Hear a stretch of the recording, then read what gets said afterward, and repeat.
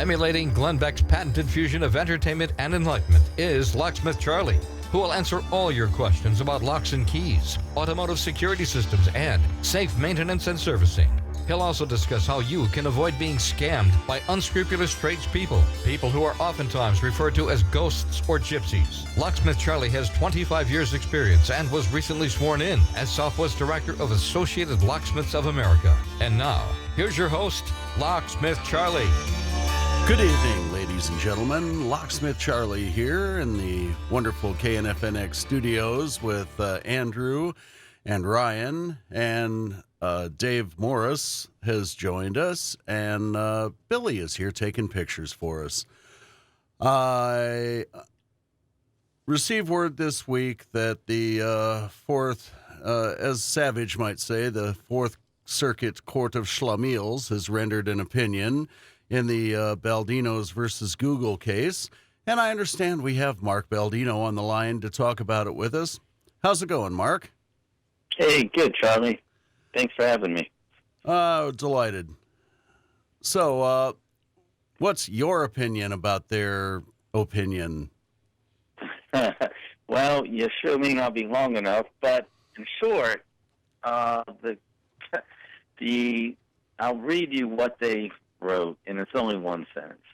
It says, here, the district court correctly determined that Baldino's failed to show the defendants made any representations, which would be Google, and ZipLocal was a minor one. Rather, the locksmiths who generated the information that appeared on the defendants' websites are solely responsible for making any faulty or misleading representations or descriptions of fact.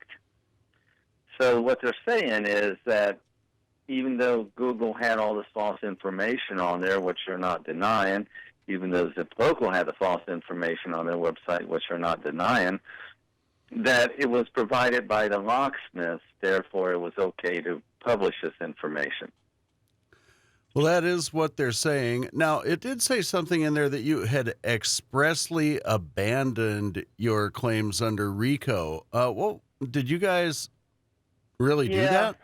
The RICO was a little bit tougher to prove a motive, as explained to me by my I think my great lawyers, Donald Holmes and Andrew Basilica, and they said that if you want to go after RICO or continue on that, on the appeal, that you have to show that Google did this actions with a course of action to defraud you out of money. A little bit hard to prove, much like the old-time protection money, call it, that the mafia did in New York City. Hey, pay me $25, and I'll make sure nothing happens to your plate glass window on your business. So we couldn't go that far, or it would be really hard to prove. So we just went with, state the facts. Are they real? Are they false? And, of course, as you know, thousands of listings for locksmiths are a fake address, a fake name. Unfortunately, the phone number works. And I would think that the RICO part, under what you just said, would be easier to prove because Google has obviously got a profit motivation, especially in the AdWords section, where they're actually profiting every time that somebody clicks on something. If they know the information is false and they're promoting it, then that would seem like it would be easier to prove under that. Well, one could say that also. One could, that is the angle of the attack and the result of them putting in all the fake listings. Although the fake listings are not to damage us as much as to enhance their pocketbook, because they create all this confusion and all these thousands of listings. So in order to rise above them, you need to pay for AdWords or display ad in the directories, on and on. So they force you to pay in order to be seen. Is it racketeering? I think both you and me agree, but would the court see it that way? It may be a stretch to prove, even though they're just going to claim, well, we are ignorant, we're not doing anything of the such. But I think that's really the underlying reason they want to publish all these phony listings. I had a question for you, Mark. This Mhm. is Ryan, by the way. I've been reading through the court document that you sent Charlie. I've been reading through it quite thoroughly, actually. Did your attorneys ever bring up the Google AdWords side of things? Because it seems like to me that, uh, knowingly or not, Google is publishing false information, misleading information on their website.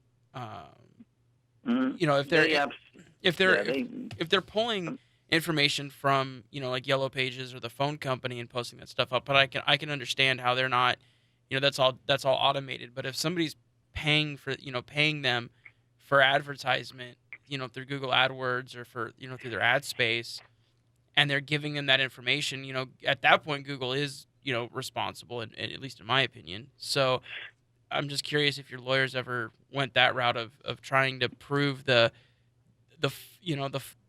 they're well, good. yeah. Here's what they said. Okay, under 230, which is the Federal Communications Decency Act, which addresses information on the internet.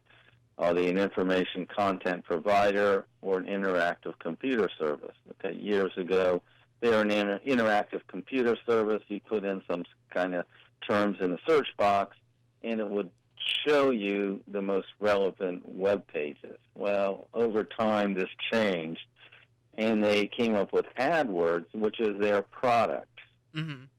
So it's not a website when you look at it. It's still on their web page, and they're accepting money for it. So therefore, by accepting money, you can say whatever you want, whatever you want to. It doesn't matter if it's the truth or not. They're making money from it. So Well, and that's my point, is that if somebody's paying Google to advertise, at that point, Google is responsible for what they're posting on their website, because they're accepting money to post money to post information, and they have to be responsible for what they're advertising at that point. And correct. it's like me taking money from somebody to go promote for them or advertise for them, and completely, just advertising the wrong information or lying about the products they offer. I got to be responsible for that. It's no different. At that point, Google is being paid to advertise, and they have to be held responsible. At least that's what I think. Yeah, how they're getting around it, though, if you see one of at the top three, they're usually the paid ads. If you click on one of them, it directs you immediately to the website. So if you say I've clicked Locksmith 24/7 is the name of the company. I'm looking at one right now. And it starts out $19 local locksmith, 24/7 locksmith services. Now, everywhere I click on that listing, it goes to their web page. And according to 230, I would have to go after Quick Locksmith 24/7 directly for lying on the internet or promoting a business without a license or false address or false advertising, whatever. So Google gets around it on that, even though by paying, they will put that locksmith's website at the top of the page, is what they're doing. So you does accepting money make them liable for accepting or promoting a false website? The only way that they would be liable for anything would be during that pay-per-click area if the company, any of the ones that are in the top three of the pay-per-click, which are labeled ads. Now, they might be liable if they are posting addresses and locations inside of that area. But the same locksmith as you just said, and you're in Virginia, is the second one. What number are they? You mentioned a locksmith. The 24/7 locksmith service is a second in the listings. They're www.quicklocksmith247.com. Yeah, that's showing up under Arizona's. And that's under Arizona's as well. Yeah. And we're in we're 3,000 miles apart or pretty close from where you are in Virginia. Well, then that's correct. Many of the ad words are done by the what I would call the scammers or phony locksmiths, and no one can run a service call for $19. I mean, that's no one. But it doesn't pay for the gas or the time. Yeah. But then that's just part of it. They want you to call them, get you out to your home or business, and then they'll charge you whatever they want to, and say, well, yeah, the service cost is still $19, but the actual work's $200, even though it should only be $70 or $125 plus, Well, so, there you go. Look, Mark, we're going to take a little break here. Maybe after we come back, you can explain about the concept of the Virginia letter and what that is doing to Google and them. Yeah, I'll be glad to, Charlie. Okay. All right. Independent Talk, 1100 KFNX. Have you looked in your jewelry box lately? If you're like most people, chances are you'll have all kinds of jewelry, gems, and diamonds that you no longer wear, or watches that no longer work. If these items would be more valuable to you as cash, come to London Gold, the jewelry store that smart shoppers have trusted for over 30 years. With today's high prices for gold, now is the time to let London Gold buy from you. Stop by one of our 3 valley-wide locations, where our precious metal specialists are always on hand to evaluate your items. We will carefully test and examine each piece to determine its weight and current market value. Then we will make you an offer. If you accept, we'll pay you on the spot, and there's never any pressure to sell. Walk away anytime, no charge, no hassle. And if by chance something catches your eye in our showroom, take advantage of our 20% bonus offer towards a new purchase. Imagine, in one visit you can trade in old style for new ones and take home cash to boot. London Gold, it's the best. The Del Walmsley Show, weekdays at 2 p.m. If you had any idea how absolutely insane the stock market is, how upside down and backwards every investment principle is that every financial planner teaches, you as 90% of the people who take my seminar walk out of there and stop doing everything you're doing right now. The Del Walmsley Show, weekdays at 2 p.m. Everything you need to know about finance and real estate. For more information, mypassiveincomesystem.com. mypassiveincomesystem.com. Ina Malekish is a marriage, relationship, and sex counselor certified by the American Association of Sexual Educators, Counselors, and Therapists. She is an ordained metaphysical minister and a master hypnotherapist. Ina has been in private practice for 30 years and works with healthy individuals and couples desiring honest talk. Call 623-465-9151, 623-465-9151, or visit talktoina.com, talktoina.com. Coming up this week on the John Tesh Radio Show, I'll explain why cell phones and blind dates don't mix. In fact, if you want to improve your chances of a second date, new research says leave that cell phone at home. And if you've ever wondered if a plastic container full of leftovers is really microwave safe, I have the facts. Intelligence for your life on the John Tesh Radio Show. 1100 KFNX. Listen to me Saturdays at 10 p.m. or online at 1100kfnx.com. America's newest, most controversial, uncensored radio show that will warp your mind and leave you questioning our pathetic existence. The Counterfeit Nation, Wednesday at 3 p.m. Win free stuff Thursdays at 4 p.m. Call into Russ on the Radio. Entrepreneurs reveal their new inventions and give them away. Learn about unique new products from the inventors themselves and win free stuff. Tune in and call in to win Thursdays at 4 p.m. Log on and listen live. 1100kfnx.com.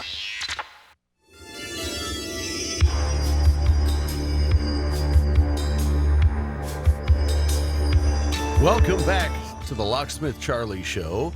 If any of you out there have any questions, we are monitoring the mailbox at kfnx@locksmithcharlie.com. And of course, you can always call in at 602-277-5369 or 866-536-1100, toll free. We have with us on the line from the Virginia, Maryland area, Mark Baldino. And Mark is going to elaborate a little bit on the laws that he and Gary Ford have gotten passed in Virginia. And the content and the meaning of the quote Virginia letter, unquote.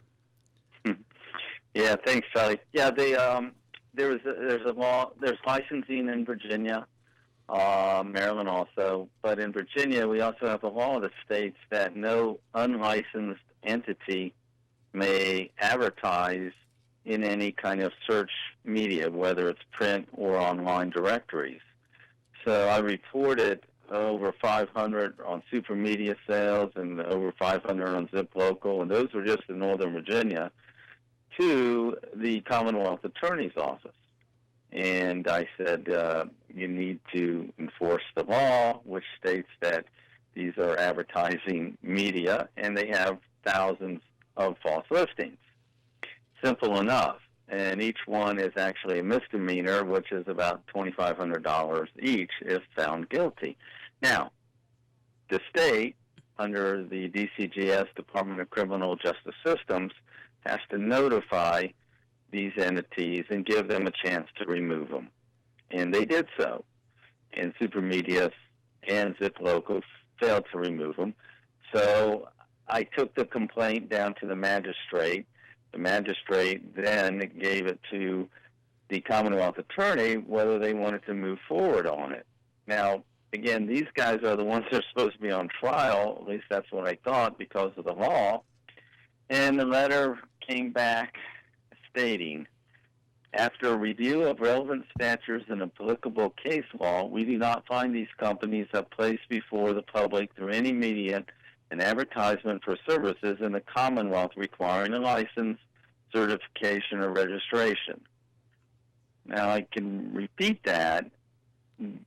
Have placed before the public through any media an advertisement for services in the Commonwealth requiring a license. Okay. They all require a license. They are in the books. I'm not sure what the state is thinking when they're saying that Super Media Sales and Zip Local don't have unlicensed listings in there. They certainly do, because you can easily check it by going to the state website and looking up the names of the locksmith companies, and they are not there. Well, that is why I gave them the list. I guess Yeah. maybe I'm a little confused, Mark. The letter that I was talking about was the one that they sent out to Google saying, hey, you've got to remove all of these entities that you're advertising that aren't licensed. Yes, that was the first step in it. They sent the letter to the advertising entities and, to give them a chance, because many times these are, maybe placed by the rogue locksmiths who make up the addresses, who make up the names, and they aren't licensed. So give them a chance to remove them, and if they do not remove them, then they are culpable under Virginia law. And the problem is the law is good. We have licensing in the state. That's good. But nobody wants to enforce it with any of the search engines or online directories of all these false listings. So despite that first letter going out, none of these search engines want to remove all the bogus listings. And after all that, the state doesn't want to enforce it. That is correct. Yeah, sadly, it's correct. And I have one of my guys at work. When he comments on justice, he says, "No, it's just us," because I don't understand in either of these cases. The law should be on our side. You're not allowed to advertise, you would think, without a license in the state of Virginia. I can probably answer that question real quick. Profit. Mm-hmm. There's not a lot of profit in it for the state.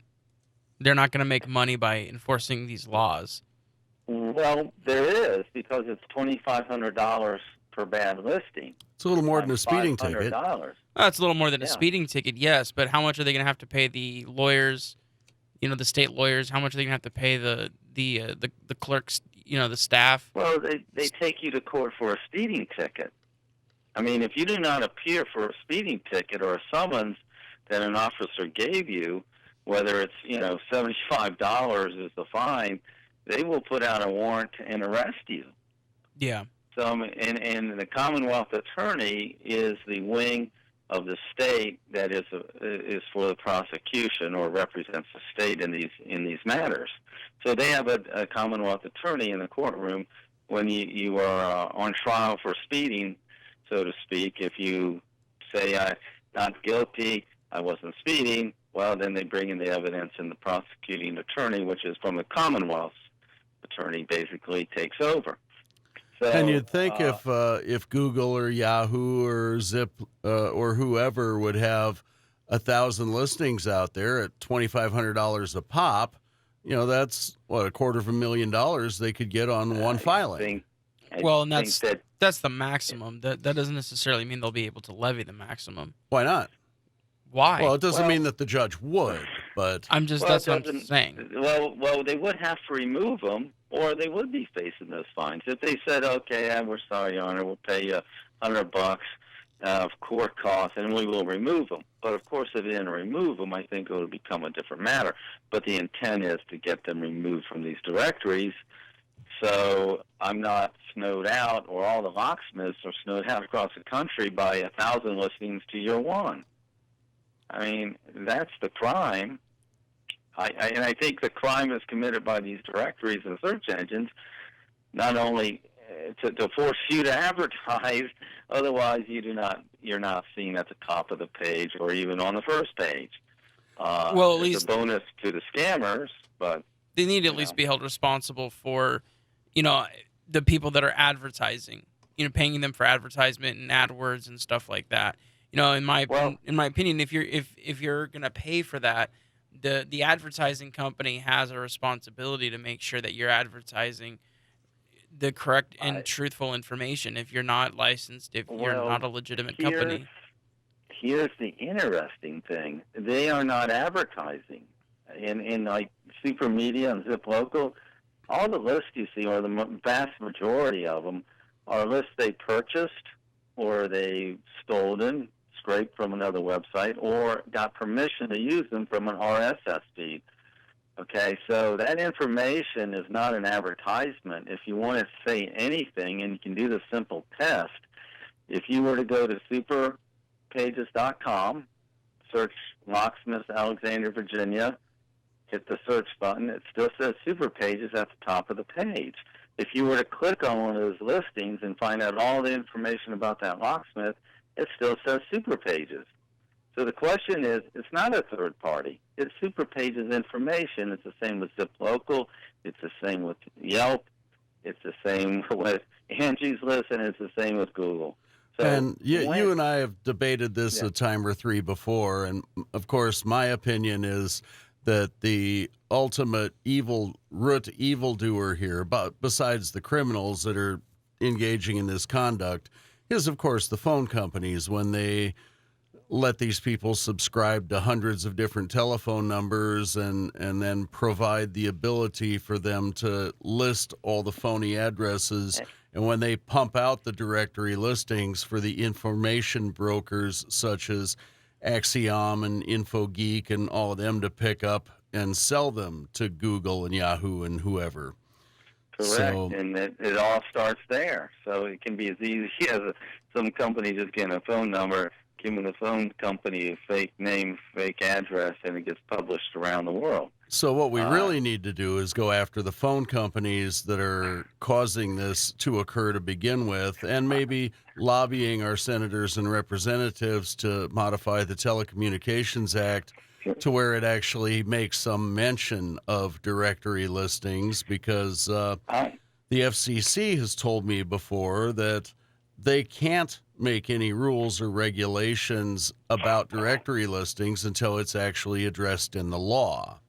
And right, correct. So a change will have to be made in the law at the federal level before the FCC can engage in rulemaking. Yeah, and that's a long road. It's a lot of time, a lot of money, and lobbyists and this and that, you would think. The other thing is, I would just like to get them, somebody in a court of law, to see, what is really right or wrong. All right. Well, we're coming up at the bottom of the hour. We're going to have some brief news and announcements here, and we'll be back with Mark Baldino in just a moment.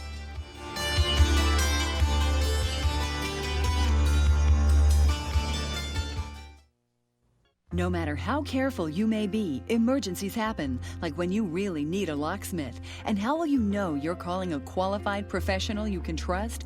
Over half of advertised locksmiths are not qualified professionals. At findalocksmith.com, our locksmiths are qualified professionals.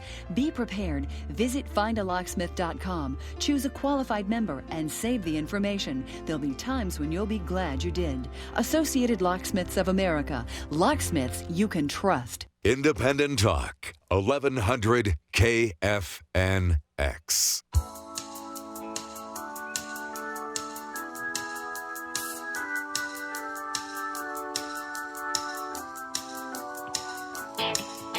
And we're back on the Locksmith Charlie Show with Mark Baldino from Virginia, talking about the enforcement or lack thereof in the Virginia and Maryland licensing laws. Mr. Ryan had a question for you, Mark, about what it actually takes to get licensed over there. Well, to get licensed in Virginia, you have to, it's actually a 2-day class you need to take. They do a background check on not only each individual for the company, but also let me see. They do the corporation has to get licensed, okay, and it goes through the process, and each individual locksmith for that company needs to get registered too. Are there any educational tests, knowledge tests, practical tests, anything like that?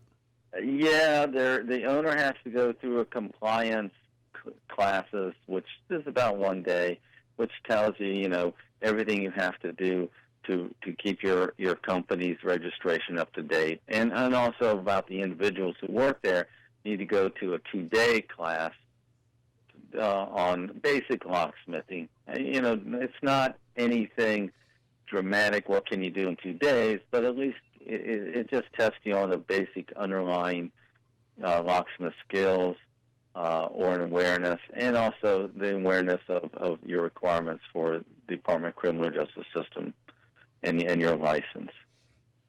Okay? Now, when I went and interviewed one of the managers at the BS department over in Sacramento, they told me that under California policy, once they determined that somebody did not have a criminal background record, they were not allowed to go any farther and find out if they're actually able to legally work in this country. Is that one of the tests over in Virginia? I know they do a background check. I'm not sure if you show a proper visa, they would allow you to stay. So you do have to show them proper identification, either state issued or government issued. That would be true, but I'm not sure off the top of my head if they show you a work visa, if that one count also. Well, yeah, because if they're here on a student or a visitor visa, that does not entitle them to work in this country. Okay, what you're stating is, well, that's employment. They just never get what you're saying, and as we know, that most of the locksmiths you see on 24007 Locksmith Service don't have a license. They never applied. Well, no, we were during the break. We were talking about, your fight and what you're going through, and how we here in Arizona and the Southwest, we couldn't even try to make a legal battle like this because there is no licensing requirements out here, and so I'm apprenticed under Andrew, and I've talked to him several times about some sort of licensing requirement in Arizona because, it adds legitimacy to this industry, and it adds validity to what we do, and it makes us look more legitimate. And so, I'm curious about what other states are doing. I know California requires a locksmithing license, and according to Charlie, you pay a $40 fee, show them your ID, and they give you your license. Right. Which to me doesn't mean anything. Well, the renewal is $45 every 2 years. The first time you go through, there's an application fee and all that. Okay. And you have to go pay to get fingerprinted and all that. Another one of the things that they told me in California is when they actually did go out and conduct some sting operations, and they'd call the phone numbers for some of these criminals, the people that they sent out actually did have California licenses, even if the company was not a licensed entity. Do you know if anybody in Maryland or Virginia have done any sting operations, and if so, what the results are, if they're sending out licensed or non-licensed people, or what's going on? Yes.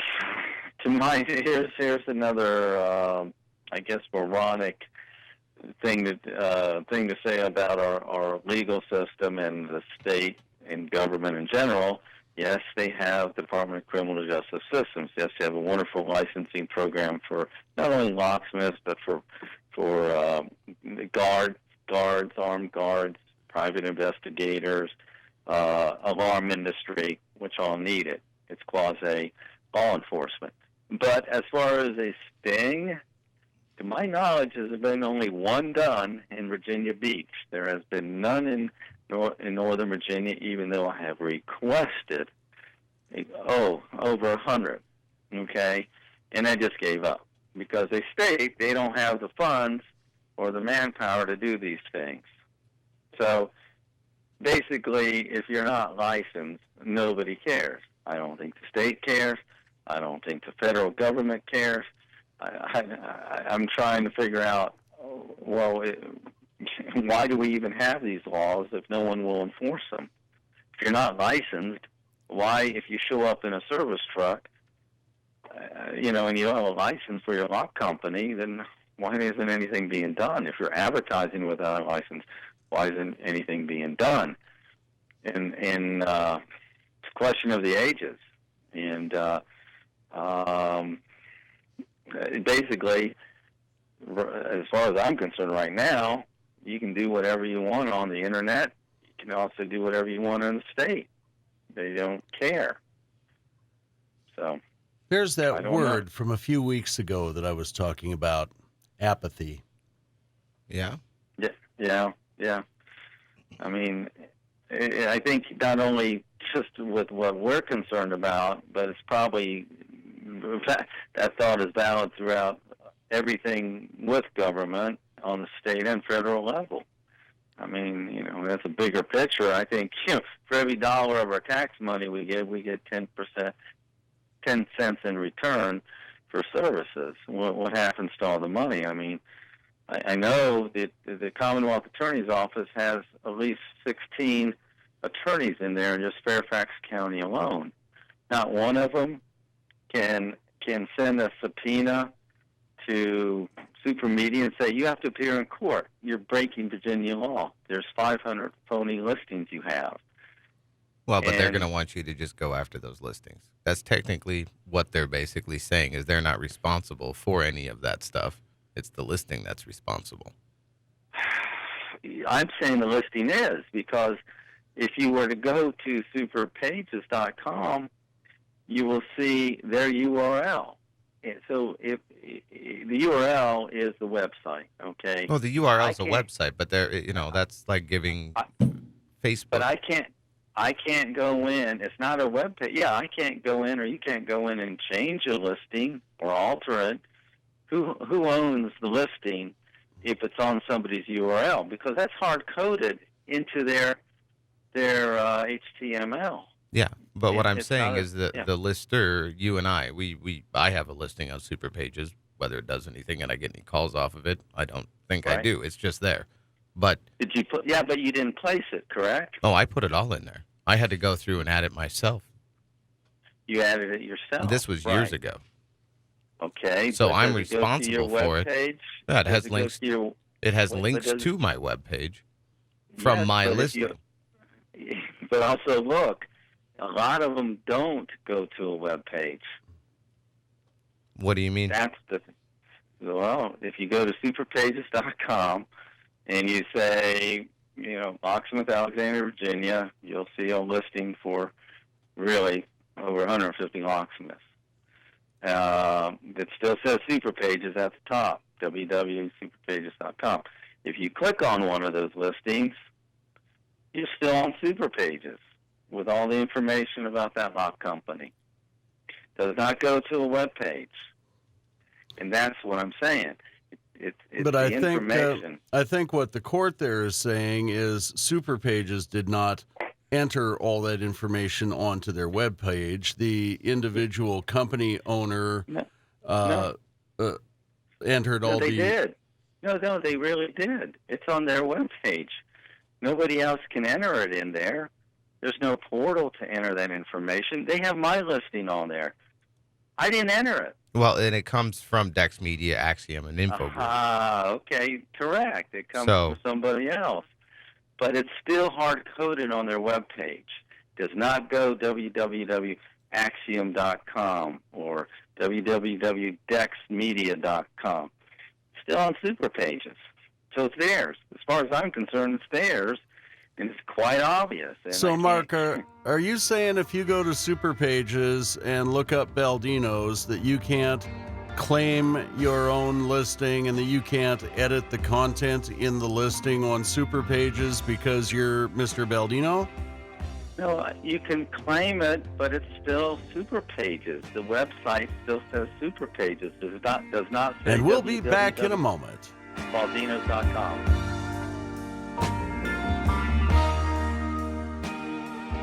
Independent Talk, 1100 KFNX. Tune up, tune up, tune up. Your car? No, your luxury wristwatch. It's time to tune up your watch at Diamond Gems Jewelry. Our professional service includes cleaning, lubrication, and calibration. You save big with our special. Call 602-279-0561 for your nearest location. Diamond Gems, 602-279-0561. It's time to tune up your watch at Diamond Gems Jewelry. And Diamond Gems is buying, too. Strapped for cash? Need extra money? Sell your old jewelry, luxury watches, and coins today. Call Diamond Gems Jewelry, where you get the most cash for jewelry, watches, and coins. We are buying. Call 602-279-0561 for your nearest location. That's Diamond Gems at 602-279-0561 and get the most cash today for your watches, jewelry, and coins. 602-279-0561.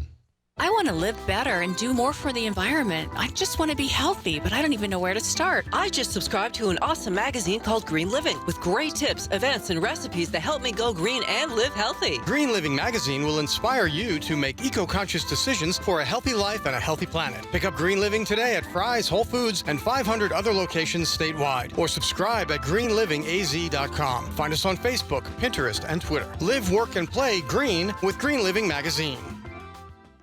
Hi, I'm Randy from National Automotive Repair. National Automotive Repair has been in business since 1997, and I built this business on the basics of honesty and integrity. NAR is an independently owned Napa Auto Care Center. We are also an ASE Blue Seal of Excellence shop and the first Green Garage certified shop in Phoenix. We have always been rated A+ by the Better Business Bureau, and NAR is located at 2723 West Sweetwater Avenue. Give us a call at 602-978-3278 or visit us at narepair.com. Offering insight, practical advice, and an opportunity for coaching and consulting from their years of real-world experience and understanding. Two small biz guys hit the airwaves with wit and wisdom, exploring small business with a couple of characters in the community, or caricatures as the case may be. Ray and Zen, that is, Mondays at 8 p.m. These guys are passionate about helping entrepreneurs and small business owners explore opportunities, meet challenges, and transform concepts to reality. Two small biz guys, Mondays at 8 p.m. Ballistic Radio. Join us. We're going to explore the topic of firearms and your rights as a law-abiding citizen. Sunday at 7 p.m. Ballistic Radio. Hi, I'm Judith Light. For people 65 and older, the flu can be life-threatening. Visit the National Council on Aging and talk to your doctor or pharmacist about a flu vaccine option for people 65 and older. That's ncoa.org/flu. Again, that's ncoa.org/flu. Visit us online at 1100kfnx.com.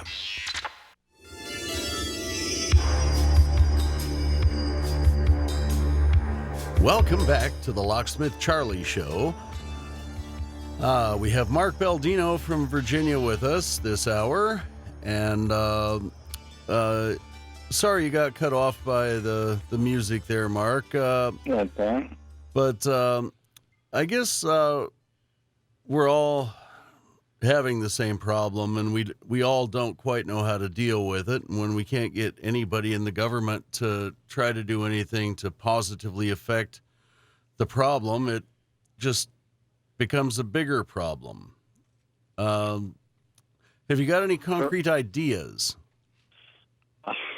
I think the thing to do is if every locksmith could take, I know it's expensive, or we could band together, to fight this in numerous court cases. The oddity on everything is I haven't been in court to be able to present any evidence and proof. I have not been able to get depositions. I've not been able to get interrogatories. They have not been on the witness stand. I can't show, reams of information and screenshots that I have.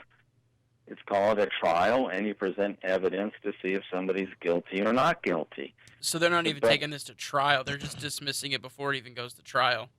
Correct. Yeah, that's... And this was an appeal on a pretrial dismissal motion that was sustained. And that's what I was curious. That was the other thing I was curious about, was whether this was an actual trial or... And it just... No. I don't... They just regurgitated the first ruling, but we didn't get a chance to present any kind of oral argument. And we did state it very clearly what's going on, but I don't think the judges really understood it, or maybe they did, and for some reason going, we're not going to rock the boat here, because this is huge stuff. Every search engine, every directory today, everyone, has this false information in it. Well, it's going to change that industry. It's going to change that industry completely. Once you start making them take take accountability for what they're posting, there's going to be a drastic shift in the internet. But it boils down to, like I was saying on the break too, and Mark didn't hear this. It goes back to our Facebook pages or our YouTube page or your Instagram page or your Twitter page or any other social media out there. Are those media providers and Google, they have listings, but Google still is really just a search engine. That's all it is. They have that, and they've tried to intertwine a lot of other stuff, but Google at heart, the main part of Google, is a search engine. That's it. No, then that is the old Google. That is when they started in 1992. They were a search engine, and the laws were written for search engines, but they've transgressed from interactive transformed, maybe. I don't know how have they transformed into what they are today. AdWords and maps, those two things.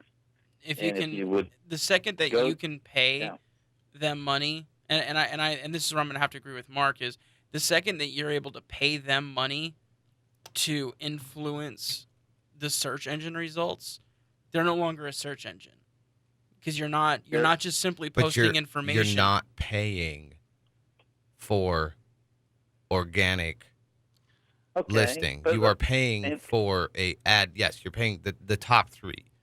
Okay, we can talk about the top three, but I can go down to the organic listings in pretty much any city, and most of them organically, about half are not legit and half are legit. So does it boil down to that most of the locksmiths in the industry don't understand how search engine optimization and other things work? Explain to me the maps. Because you are on a Google product. You cannot put a pinpoint on a Google map yourself. Yes, you can. No, you can't. Google yes, has you can. to do it. No. Tell me how you do it. Because I put mine on. You went to a Google Plus page, made a Google Plus page, and Google put you on. Yes. You did not. You do not have code to Google's website. No, but I created a listing, put it on there. On Google's site, not yours. Now, so I guess I guess So I don't make it- understand where you're coming from, Mark. No, you don't. Okay. When you say organic, you click on an organic listing, and it goes to www.baldinos.com. That is not Google. But if you stay on the maps or you do a Google Plus page, that is a Google, www.google your Google Plus page. Okay. Not your website. So that means that information is Google's. No, it's not. Because I put it there. But I put it there, Mark. That's the point. I put it there. As the user, I put it there. Sure, but that's not the way the law is written. Yes, it is. The That's law exactly says- how the law is written. Actually, it is, Mark. The way, well, not necessarily the law, but the way the decisions have come down is if Google is The not way the that it- original author of the content, then they can't be held responsible, How supposedly. do I know? How do I know, looking at that Google didn't write that? That goes down to buyer beware, period. That's on. Yes, but that's not the point. That's not what this is about.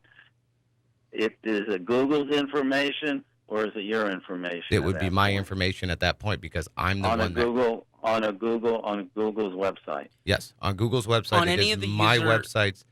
Anything that is on my Google Plus page, which is transferred over to your Google Maps page, which is transferred. No, hold on, Mark. Which is transferred to everything Google. Your YouTube channel, which is owned by Google. Your Pinterest, not Pinterest. What's it? Panoramio. Picasso. All of these things that Google Intertwine actually owns, you can do everything on it. You want to put a pinpoint on a map? Go to Panoramio and add one. You could take a picture of whatever location in the world you want and say this is from this exact GPS coordination that goes You to are the Google correct. Maps. It doesn't make it right if it's still on the. But who's responsible for that? Here's Then? the one example. All right. If you go to Yelp, Yelp is a interactive computer service or the information content provider. But if you go to Yelp, it says www.yelp.com, and I'm looking at Duke Street 24-hour emergency service, and it says www.yelp.com/biz Duke Street 24-hour. It's still on Yelp's website. Yes, but it's user created. Yelp No, did it's not. not. Yes, it is. I cannot. Yes, it. I can guarantee you, Mark, it's not. listen to me for a sec. Okay, It is user created, Mark. Mark, not here's- all of them. All the ones. No, they are not. It says claim this business. Okay. That is not created by anybody but Which Yelp. came from a list that was created from another company, which the other company is not responsible for. It is Good. third-party Do you have content. Do you have any stolen merchandise? Maybe I can buy it, but you know what? If you're found out and I found out that information is stolen, I got to return it. Have you ever bought business leads in life? I mean, really, honestly, over the years that I've ever bought in business leads in any of the businesses that I've ever Business owned, leads? it's the same No, thing. No, That's no, exactly you can what they're buy buying. good- They're buying. Yes, but now you're responsible for that. You're responsible for it. You paid them money. Those are your leads. What you do with them is up to you. But you better be prudent in what you do with them, especially if they're filled with a bunch of false information. Well, it goes back to the content creation. Who created the content originally? No, once ownership is taken over by these search engines, it's their information. They're just saying, look, I didn't commit that crime. They did. Right. No, they committed the crime. It's their information. Tell me why it's not their information. Do you have a Facebook page for your personal self? Yeah. Okay. If you put something illegal on your page, copyrighted illegally, which people do every single day, have you ever shared a picture on your Facebook that is not owned by you or somebody? Any of those little memes? Have you reshared one of those ever? No. You've never No. reshared a meme? No. Okay. Well, any I'm of not that big stuff on is all Facebook. copyrighted material, and people could be sued over that, basically, is what's happening. That's where this whole protection in lies, is it's not their responsibility. Right. But what I'm saying is, and listen carefully, they did not. I did the Facebook. You did the Facebook. But I can show you circumstance after circumstance where the search engine placed that information on them, on their website themselves. I didn't do it. Well, we're obviously not going to get this resolved tonight. It's a huge problem. A lot of work needs to be done on it, and we'll be back next week, ladies and gentlemen, on the Locksmith Charlie Show, and maybe by that time somebody will have some answers. Good night, guys. Have a good night. Thanks, Mark.